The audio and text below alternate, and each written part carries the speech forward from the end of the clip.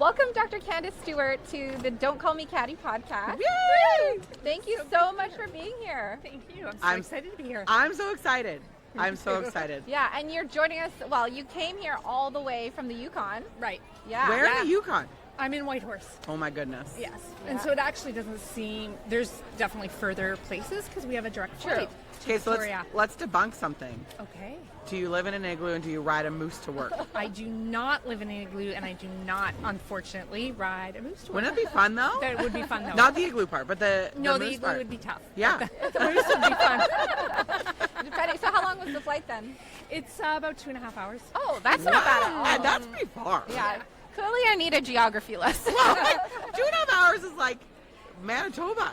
It still feels far. Yeah, it's far. But Yeah. not so Yeah. far. Well, that's great. I'm so glad you were able to come and be on the podcast, especially because I think you're practicing in a really special area because you're in Whitehorse. You're one of 2 veterinary practices in the entire province. I'm sorry, what? Yeah. What's the geographical distance? Between what? Like in the Yukon, like how big is that for 2 clinics? Oh man, I don't know the geographical But it's like area, the but size, it's huge. yeah. So we cover mostly Whitehorse, but then all the surrounding communities. Yeah. We usually have to drive in, and then 2 communities in southeast Alaska that we are connected to by road. So we cover them as well. So in Alaska. Right. So they come to Whitehorse. Oh, I was They going come to say, us. I'm like, wait a minute. How does that work? No, we can't go there, but they do drive to us. Yeah, Wow. and I mean, not only drive, but some of your clients have to fly in because Right. that's the only mode for them to get there. Right. Yeah. And so, what did you grow up in the Yukon, or what? No, I grew up in Brought you Labrador, there? so I did also grow up in the north, and that was part of what I wanted to do when I graduated, was to work back in the north again. I didn't know exactly where. I wasn't sure I wanted to go back to my hometown because I would have been the only vet there, so I wanted a place with more support.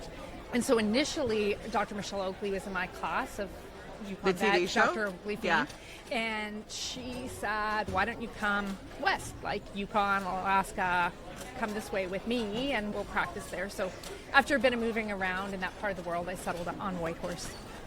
It's obvious what some of the difficulties of working in that area are, but what are some of the things you love about working within that community? Yeah, I love the outside work parts of the community a lot too. But what I love about working there is the variety of things that we see and get to do. Our nearest referral practice is a 10 to 14 hour drive away. Oh my God. And that's in Alaska, so that's not even doable for everybody. And so then Edmonton, we're a 24-hour drive north of Edmonton. So most things to refer, unless they're stable, like orthopedics, where you can put them on a plane, we can't really send. So we get to do a lot of stuff in Yukon, a lot of surgical procedures that we don't get to do otherwise, and see a lot. And then we get to do a lot of range of species too, right? So everything's pretty open. So it's just fun. It's different every day, and I feel like I still, after 25 years, like I'm learning something new every day. And how do you have an idea of how many patients you're serving? Or clients, if that's easier? We, on our software program, we're somewhere over 10,000 Wow. patients. And that's with how many veterinarians in your practice? 3. Wow. And how are you in the other one? 6 to 8, depending on how things are going. That is like not enough. No. So there's 45,000 people, and it feels like everybody has at least a couple of pets. Like Well, yeah. it's pet country, right? It's Yukon. Yeah. So everybody has dogs. Everybody has big dogs. Mostly what we see are large dogs. Do you get to work on wildlife? Very little. Both the Yukon government and the wildlife preserve locally both have their own veterinary staff. Oh, so we interesting. don't get to do a lot of wildlife, but once in a while, the wildlife preserve has a very nice new hospital and new equipment, but then they would often bring animals in for surgeries and x-rays and things. So that was fun too, when we get to have lynx kittens in and moose babies lynx and kittens stuff. would be They're fun. adorable. Yeah. Are they little fluff balls? They're little fluff balls with claws. Oh, What yeah. a cool experience. Yeah. But how like hard too, like the communities you're working in or working with Yeah. are probably very different than what we're used to in urban settings. Yeah, I right? kind of forget sometimes because they haven't practiced in urban areas, but lots of things to do.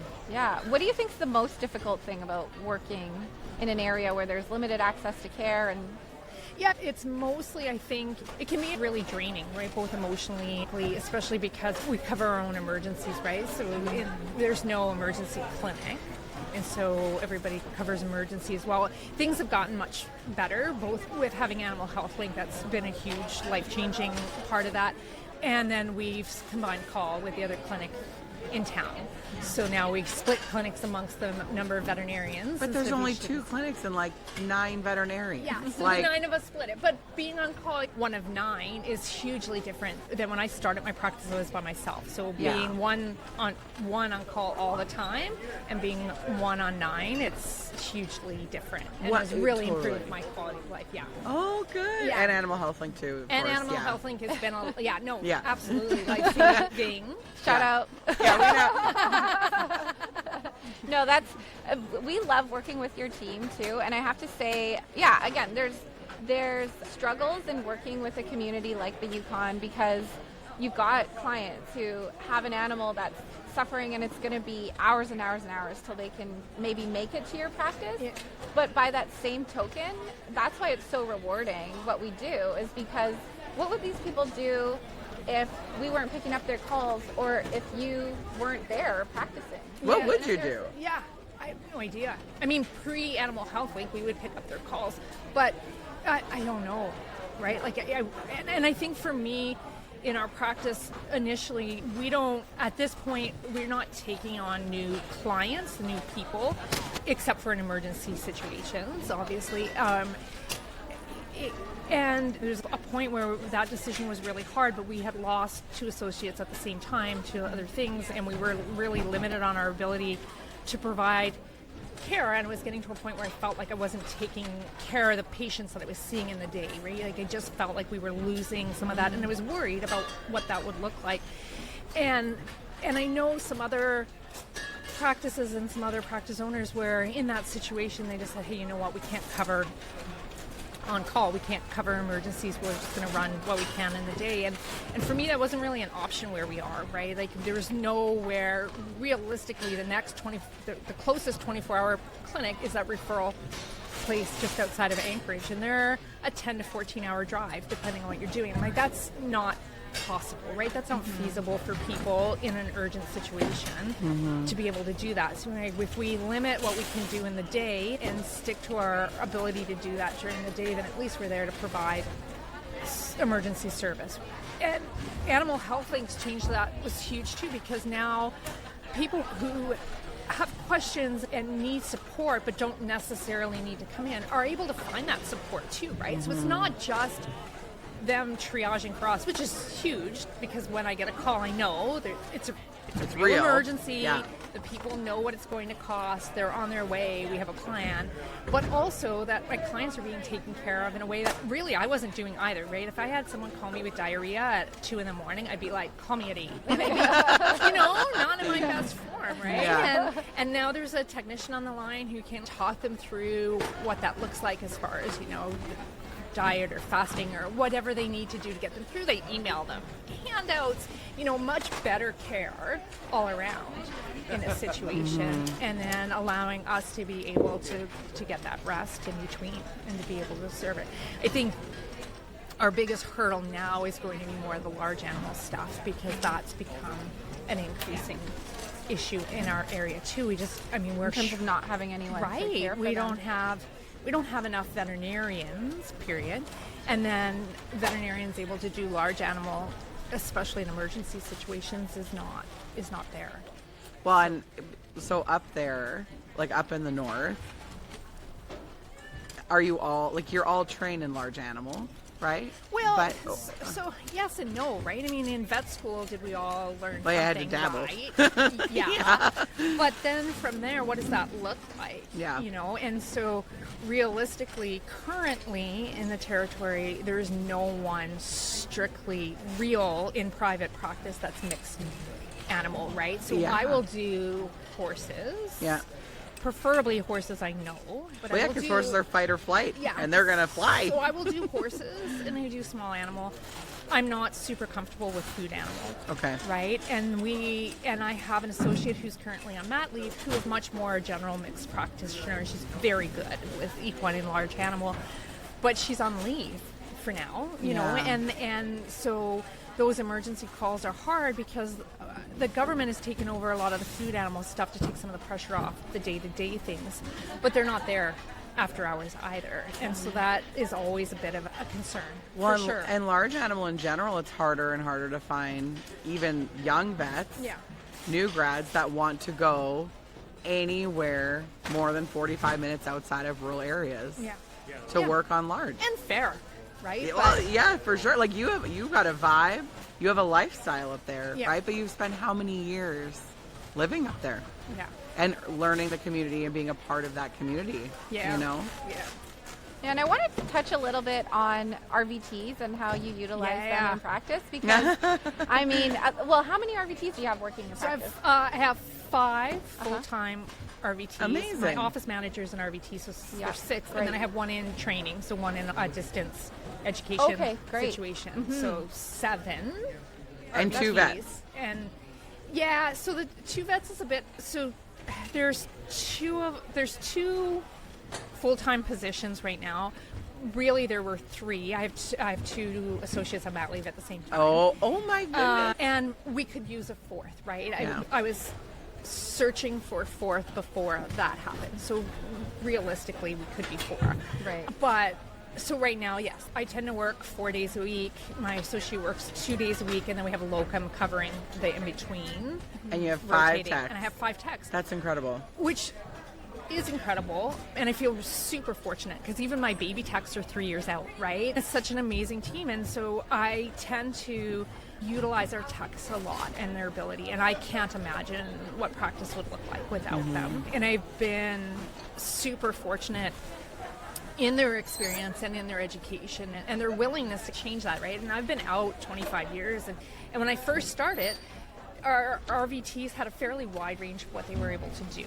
And then they seemed to get more and more narrow through the years over what their scope of practice was. And now we're seeing an increase, at least in BC and Alberta, of what their role can possibly be in practice. And that's been huge because now they're able to fill some of the gaps in the clinic as well, and it gives them a little bit, and I don't know, not all of them want to do as much people interaction, right? Client interaction, and some of them really thrive on it, and so it allows them to do a little bit more of that as well.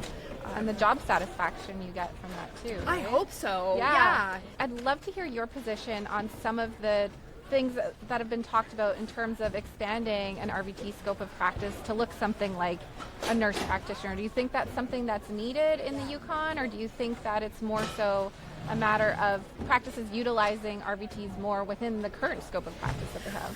I think that there's definitely a need for that more intermediary position, right? I know that not all veterinarians agree with me on that, but we're situated in this current situation. I mean, I've been advertising for another associate for 3 to 4 years, and I don't see that changing anytime soon, realistically. And when we were talking in other conference things about numbers of how many vet positions are open and who's available to fill them, there's a big gap.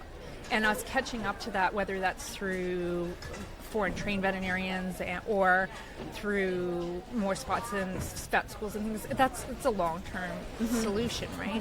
I think in the short term, our RVTs, their skill set and their education is such that them doing like routine exams and vaccination appointments and talking about nutrition and talking about medications and things is huge. The not prescribing, not doing surgery is sort of where that sits.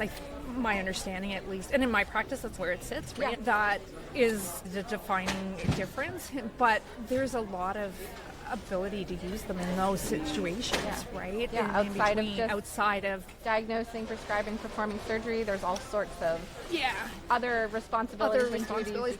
And sometimes I feel like, and I haven't really talked to them about this, but sometimes I feel like, am I putting too much? Are you feeling overwhelmed? We have to have that check-in all the time because I'm like, why don't you go talk to them about food, or why don't you go talk to them about the, insulin tutorials, and what can you go do this vaccine appointment on this 2-year-old with no health problems? Like, can you go talk to them about timing a spay? I do sometimes get a little bit like, we have to check in and remember to check in. Are you feeling overwhelmed? Yeah. You know, because client interaction can be exhausting. It can, yeah. And even as a veterinarian, right, most of us go into the field like, we really love animals and we really want to help animals, and we kind of forget that in order to help animals, we really need to spend a lot of time talking to people, Absolutely. right? And then I think sometimes that's even more so amplified with RVTs, because they're like, I don't want to talk to people all the day, so I don't want to be the veterinarian, I will be the technician. And then I don't need to have as much interaction, you know, especially some of the, and I don't know if that's different in newer grads, but certainly in my more senior technicians, they're like, hey, I didn't go to vet school because I didn't want to talk to people as much, right? And so I think it can be exhausting, and we have to remember to take care of each other and take care of ourselves in those situations. So who takes care of you? Wow. Isn't that the question all the time? Literally. You know, and I think that my staff does a really nice job of supporting each other. I think we have a great team that way. But I think it is something that you kind of have to sit back and remember, hey, you know what, sometimes you got to take some time for you and whatever that looks like on that day. Right? So do you take time for you? So I never take as much time as I probably should. Yeah. But I'm trying to get better at it. Yeah. I have a really close friend who's a nurse practitioner, and so we often remind each other. Even sometimes it's just a text on a Wednesday. It's like, hey, have you taken time for you today? Have you gone out and taken a walk? Have you stepped outside and did some breathing, right? Just a reminder to each other to sometimes do that. My friendship with her has been huge that way. And then amongst our staff, sometimes they'll be too, why don't you go outside and take a walk for a minute, right? Yeah. And take a minute between this, or you know what, I'll go in and start your appointment. Why don't you go take a minute? And I think that's been huge too, and I think we're starting to recognize that a little bit more. And so you've been practicing for 25 years, did you say? That's yeah, amazing. it's crazy. Congrats. Wow. 25 years. Yeah. I'd love to hear from you. What is a case or a situation or an interaction that's lived with you throughout your career? A lot of the interactions, there's lots of them that stick with me with the relationship part of it. I was telling the story yesterday to someone who was asking me about it a little bit. I went to vet school wanting to do wildlife, right? Like I'm older, having been in practice 25 years, and I grew up watching Danger Bay, and I wanted to be that vet, Oh right? my God, I remember that show. Fly into your cabin and fly out and deal with wildlife. Yeah. And, you know, and then I got to vet school, and I loved surgery right from the very beginning. And I'm like, I'm going to be a surgeon. I'm going to do my internship. I want to do a residency. I'm going to be a surgeon. And I spent 2 summers being the surgical student and getting all prepared to do surgery, and that was my goal. And one day I was very late into my education. I was in a surgery with my mentor, and she had been in private practice ahead of her surgical residency, and I was like, hey, you know, just making small talk. I'm like, is there anything that you miss about general practice now that you're a boarded surgeon and you've been a surgeon for a long time? And she was like, I really miss the relationship part of it, like watching families develop their relationship with their pet, and then that relationship growing and watching. And I was like, whoa, wait, what? And she's like, there's none of that in surgery.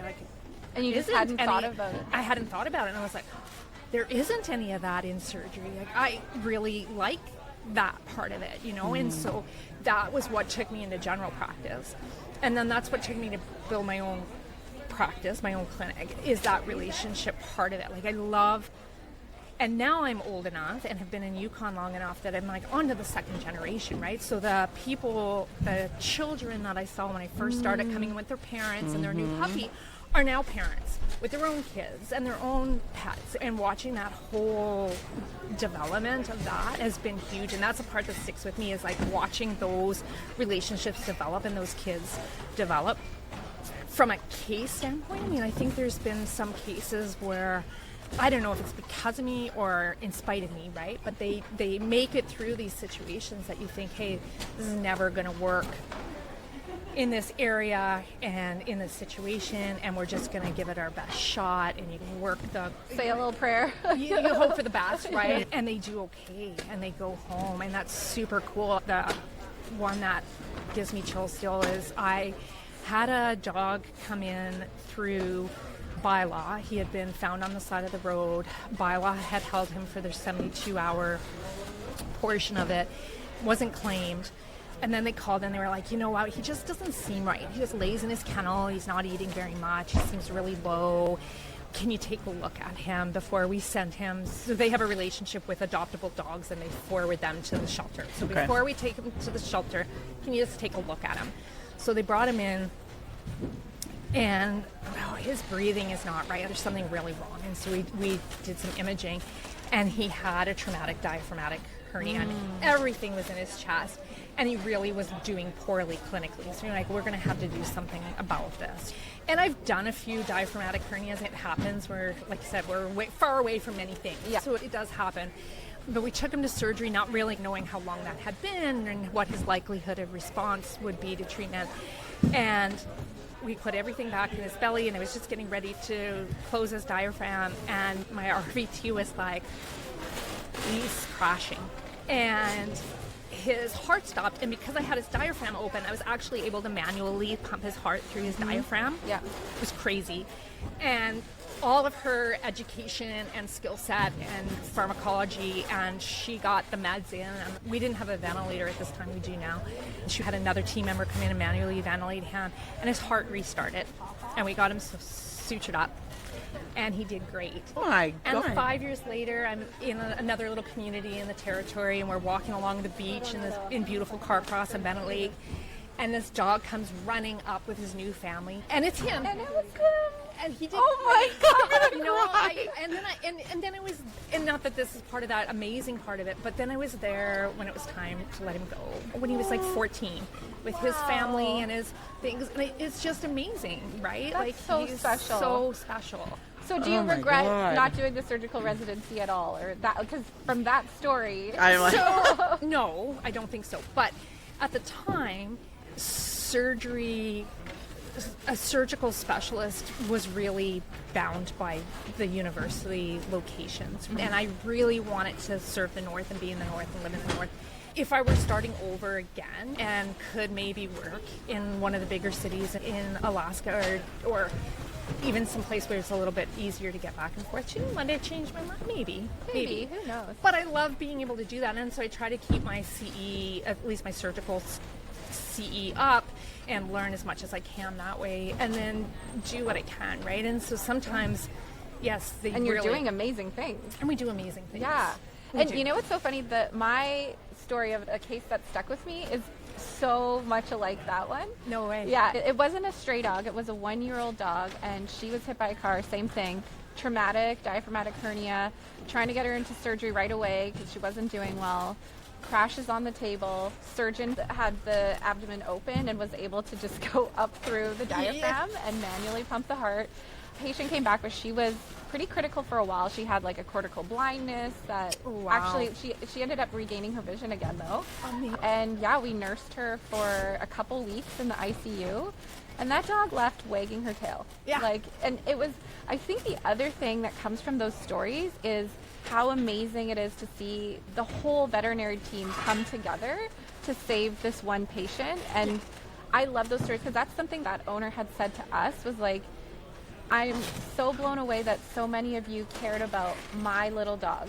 Like, you cared about my dog, so many of these people that can do these amazing things, and it was my dog that you cared for. And yeah, same thing. I saw that dog in the dog park and I wanted to cry. I was like, I saved you. Yeah.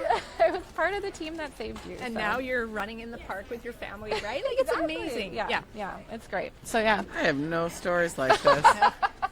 I'm sure this is like...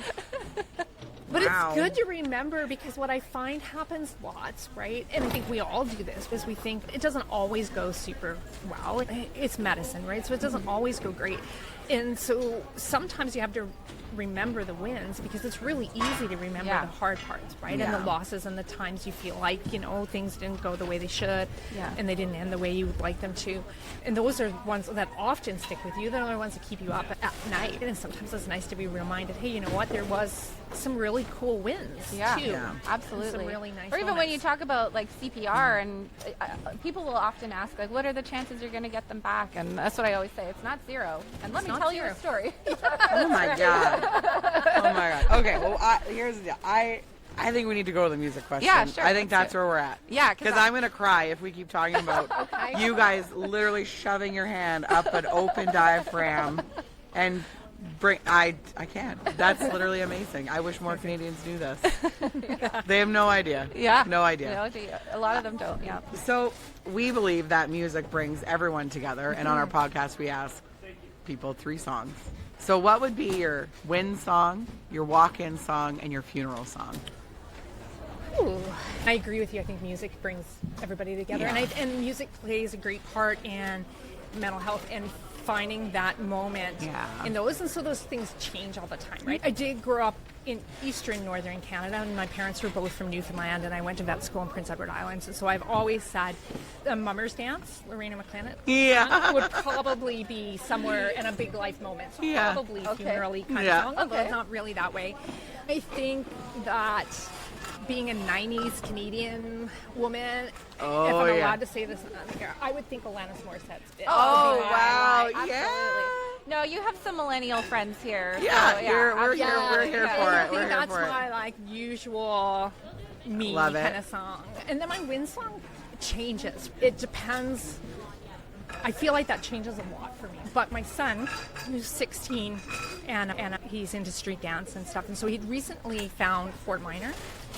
And so I think he would say that my usual win song at this moment would be Remember the Name by Fort Minor at this point. Hey, great. I've never heard it. New music for us. New music for you to listen to. Yeah, we'll add it to the playlist. Yeah. That's great. Yeah.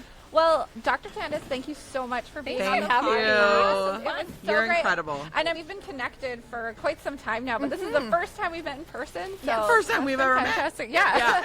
So I'm like, do you ride moose? And I know you don't. I do ride horses. But Me too. Me too, girl. Me too. I call it my horse therapy. Yes. I find it therapeutic. Yes. I do. Just brushing them. Yeah. And like smelling them. Yeah. It's the best. Yeah, and I like how they keep you honest. Oh, they keep you humble. They do, right? My Yeah. dog is just like, you're the best, you're the best. Like, Yeah. And my horse is like, can you leave your stuff in the car, please? Yeah. And get your What head on treat did you straight. bring me? That's going to tell you what mood I'm in. Yeah. Yeah. Well, thanks again for Thanks being so much. here. Thank you. It was Good to have fantastic you. having you on. Be here with you. Thanks. Great. Hey.